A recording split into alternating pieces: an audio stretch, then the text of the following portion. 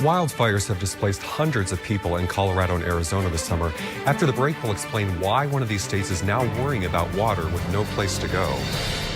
Meteorologists predict Typhoon Haiyan will continue to weaken, turning into a minimal typhoon or a tropical storm. It's expected to make landfall Monday morning in northern Vietnam. Dolphins professional football team. NBC's Carrie Sanders has the latest. Well, you know what can happen. All it takes is that one video on YouTube, and that leads to another. And another, and another, and another. And another. And before you know it, it's hours later, and you cannot account for your time. A program sponsored by Mothers Against Drunk Driving to keep drunk drivers off the road. Organizers say it's working, and I talked to a survivor of drunk driving who agrees. He went through a lot, but now he's trying to help others. Take a look. A plane from Hong Kong said to be carrying former NSA employee Eric Snowden, who's wanted for treason, landed in Moscow today.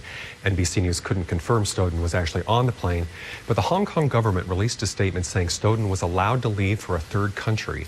The George Zimmerman case has made headlines since the alleged murder of Trayvon Martin. Up next, we'll show you what both sides said that's stirring up a new controversy. This is KOM8 News Today, coverage you can count on your Tuesday morning, 4:34. Boost their vocabulary. Researchers at the University of Chicago found kids learn more words when parents and caregivers give them nonverbal cues. Twinkies and other Hostess goodies are rolling down the assembly line once again. It's the big comeback for the iconic brand, and you can almost hear a collective cheer across the country. Oh, yes, everybody loves. A look at how Columbia police chase suspects. That's because police are rethinking their approach to those high-speed pursuits.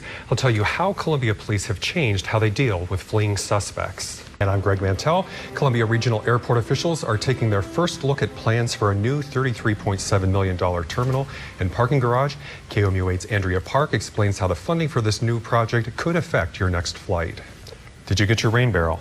I didn't get my rain barrel, but now I know about it. That's a good investment. Guys, do you know what time it is? The long holiday weekend continued with more violence in Chicago last night. Police say 2 men fired on a group of people at a house around 6 p.m. 1 man was killed and 7 other people were wounded. 4 are in critical condition. Since Wednesday, 11 men have been shot and killed. Another 54 people were wounded in the shooting incidents. No arrests have been made in any of the 11 fatal shootings. Tonight, an update on the shooting outside a Joplin movie theater late last night. Good evening, I'm Greg Mantell. The Miami Dolphins play the Tampa Bay Bucks Monday night. Meanwhile, attorney Ted Wells tells NBC News he has no timetable to complete what he stresses is an independent investigation. All phases of the game pitched in for the Tigers' win today. CN Sports House special. The president will try to rally his base in the middle of this firestorm on Monday. He'll hold a conference call organized by his retooled campaign branch, Organizing for America. A Springfield woman has been sentenced to 4 years of probation for defrauding victims of the 2011 Joplin tornado. 57-year-old Gloria Scholler was sentenced for unlawful merchandising practices. Thank you, Megan. Amazon said, let's make a deal with the St. Joseph Public Library.